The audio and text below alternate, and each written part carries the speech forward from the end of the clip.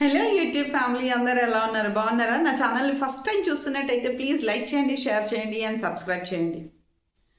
Right, ఈరోజు మనం మాట్లాడబోయే topic Jani master. Jani master ఒక క్రైమ్లో అక్యూజ్గా ఉన్నాడు. He's not proven guilty, but he's accused. అతను ఇంకా క్రైమ్ చేశాడని ప్రూవ్ అవ్వలేదు, కానీ సస్పెక్ట్గా ఉన్నాడు.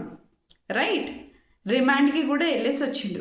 అయితే చాలామంది ఇప్పుడు మాట్లాడుతున్న విషయం ఏంటి అంటే, ఎందుకు జానీ మాస్టర్కి పనిష్మెంట్, ఎందుకు అది క్రైమ్గా కన్సిడర్ చేస్తున్నారు? ఈమె కన్సర్న్డ్గా వెళ్ళింది కదా జానీ మాస్టర్ దగ్గరికి, ఈమె ఇష్ట ప్రకారమే ఉంది కదా ఇన్ని రోజులు జానీ మాస్టర్ దగ్గర అంటే, ఒకటి చాలా క్లియర్. ఒక అమ్మాయి అయినా అబ్బాయి అయినా 18 years రాకముందు కన్సెంట్తో సెక్స్ జరిగినా, కన్సెంట్ లేకుండా జరిగినా అది క్రైమ్ కిందనే కన్సిడర్ అవుతుంది. అండ్ ఎవరైతే ఆపోజిట్ పర్సన్ ఏజ్ ఎక్కువ ఉందో వాళ్ళకే పనిష్మెంట్ దొరుకుతుంది ఇందులో 100%. ఇది చాలా క్లియర్. ఓకే, ఇన్కేస్ ఆ అమ్మాయి డీకి వచ్చినప్పుడు ఆ అమ్మాయి మైనర్ అయితే జానీ మాస్టర్ని ఎవ్వరు కూడా కాపాడలేరు, పక్కా. నెక్స్ట్, ఇన్ని రోజులకి ఆమె ఎందుకు కేసు పెట్టింది? ఇన్ని రోజులు ఆమె సొంత లాభాల కోసమే ఉందా అంటే, ఇండస్ట్రీ గురించి ప్రతి ఒక్కరికి ఈ రోజుల్లో తెలుసు. సావిత్రి కాలంలో తెలీదు, ఇంకా త్రిష కాలంలో తెలీదు, అది అంటే ఒప్పుకుంటా. కానీ ఇప్పుడు కాస్టింగ్ కౌచ్ గురించి కానీ, మీటూ మూమెంట్ గురించి అందరూ చాలా ఓపెన్గా మాట్లాడుతున్నారు. గాయత్రి గుప్తా కానివ్వండి, శ్రీరెడ్డి కానివ్వండి, వీళ్ళందరూ చాలా ఓపెన్గా మాట్లాడారు. అండ్ అవేర్నెస్ అనేది వచ్చింది.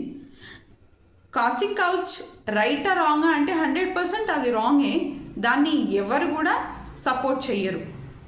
సో ఆమె ఎదగడానికి మాస్టర్తో ఉంది, దానికి ఆ విషయం అందరికీ చాలా క్లియర్గా అర్థమవుతుంది. ఇప్పుడు ఎందుకు కేసు పెట్టింది ఇన్ని రోజుల్లో కాకుండా అంటే, ఆమెకి ఎంత ఏజ్? ఒక రకంగా ఆమె 20-25 కూడా ఉండదు అనుకుంటా, అంటే 22, 23, 24 ఇన్ బిట్వీన్ ఉంటుంది అని అనుకుంటున్నాను నేను.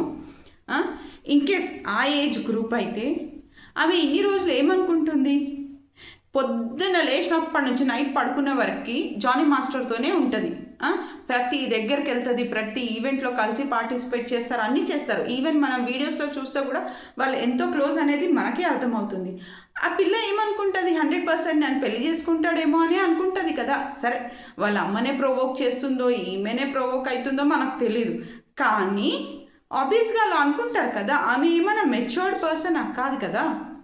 సో ఎప్పుడైతే ఆమెకి కన్ఫర్మ్ అయిపోయిందో ఇదంతా కాదు, ఇది కానివ్వరు, నన్ను దూరం చేస్తారు అని ఎప్పుడైతే ఆమెకు అర్థమైందో, ఎప్పుడైతే శ్రీలత వెళ్ళి ఆ చంప ఈ చంప వాయించిందో, అప్పుడు వాళ్ళు కాంప్రమైజ్కి వచ్చారు. కాంప్రమైజ్కి వచ్చినందుకే ఆమెకి మేము కార్డిప్పించామని చెప్తున్నారు కదా.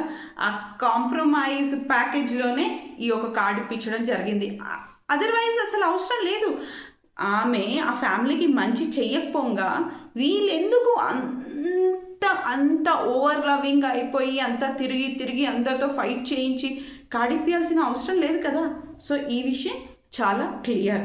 సుమలతకి తెలుసు, జానీ మాస్టర్కి తెలుసు, అందరికీ తెలుసు. రైట్, వాళ్ళిద్దరి మధ్యలో ఏది జరుగుతుందో తెలియకుండా ఏది జరగలేదు, అక్కడ అన్నీ తెలిసే జరిగింది. సరే, ఆ అమ్మాయి కాంప్రమైజ్ అయింది. నెక్స్ట్ ఏమైంది? కాంప్రమైజ్ అయిపోయిన తర్వాత మాస్టర్ వెళ్ళి పుష్ప 2 సెట్లో ఏదో చేశాడు. రైట్, అక్కడ ఆమె ఇన్సల్ట్గా ఫీల్ అయింది. రైట్, ఇది నేను ఎందుకు ఇంత స్ట్రాంగ్గా చెప్తున్నాను అని అంటే, ఆమె ఇంటర్వ్యూలో ఏం చెప్తుంది? అమ్మాయిలకు రెస్పెక్ట్ ఇవ్వాలి, అమ్మాయిలకు సారీ చెప్పాలి. అర్థమవుతుంది క్లియర్గా, చాలా క్లియర్గా అర్థమవుతుంది.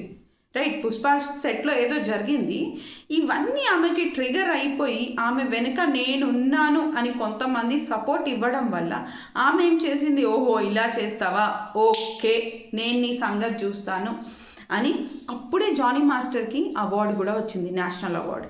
సో ఆల్రెడీ కొంతమంది జానీ మాస్టర్ మీద పగతో ఉన్నారు, ఎందుకంటే జానీ మాస్టర్ జనసేన పార్టీలో ఉన్నాడు కాబట్టి. మనం ఆల్రెడీ చూసాము జనసేన పార్టీ వాళ్ళని ఈ కొంతమంది ఏంటి, అల్లు అర్జున్ని ఎలా ట్రీట్ చేశాడు ఏంటి, సొంత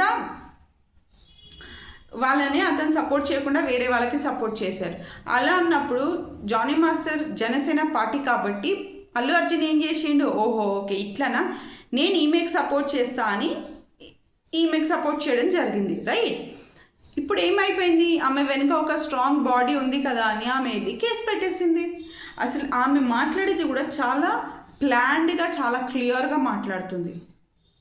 ఓకే, సో ఇదంతా ఏం జరిగింది అంటే అవమానం, ఆమె అనుకుంది కాకపోవడం, అంటే పగ, కసి, ఇవన్నిటితో ఆమె కేసు పెట్టడం జరిగింది. సరే, ఆమె పగతో పెట్టినా, కసితో పెట్టినా, అవమానంతో పెట్టినా, ఏది పెట్టినా కూడా జానీ మాస్టర్కి మాత్రం ఇన్కేస్ ఆ అమ్మాయి మైనర్ అయితే పనిష్మెంట్ కన్ఫర్మ్, ఎవ్వరు కూడా కాపాడలేరు. ఓకే, సో నేను చెప్పేది ఏంటి అంటే సింపుల్గా మనం ఏం చేస్తున్నాము అంటే మన లాభం కోసం మనం ఎంత అన్న దిగజారొచ్చా అంటే దిగజారకూడదు. 100% మనకి ఒక సెల్ఫ్ రెస్పెక్ట్ ఉంటుంది కదా. నువ్వు ఎవడో వచ్చి నీకు రెస్పెక్ట్ ఇవ్వాలి అంటే ఫస్ట్ నువ్వు రెస్పెక్ట్ ఇచ్చుకోవాలి కదా. నీకు ఎవరో ఛాన్స్ ఇస్తారని నువ్వు వాళ్ళతో వెళ్ళిపోతావా? ఈ రోజుల్లో పిల్లలకి అంటే 2000 తర్వాత పుట్టిన పిల్లలందరికీ చాలా తెలివి ఉంది నిజంగా. పాజిటివ్ ఎంత ఉందో నాకు తెలియదు, కానీ నెగిటివ్ అయితే కుప్పలు తప్పలుగా ఉన్నాయి. సో మీరు ప్లీజ్ మిమ్మల్ని మీరు కాపాడుకోండి, ఎవరో వచ్చి మిమ్మల్ని కాపాడరు. అంత అయిపోయినాక అయ్యో నాకు ఇట్లా జరిగింది అని లబోదోబో అని మొత్తుకుంటే అక్కడ ఏమి కాదు, పనిష్మెంట్ దొరుకుతుంది. దొరికితే ఏముంది, ఏం లేదు, సింపుల్.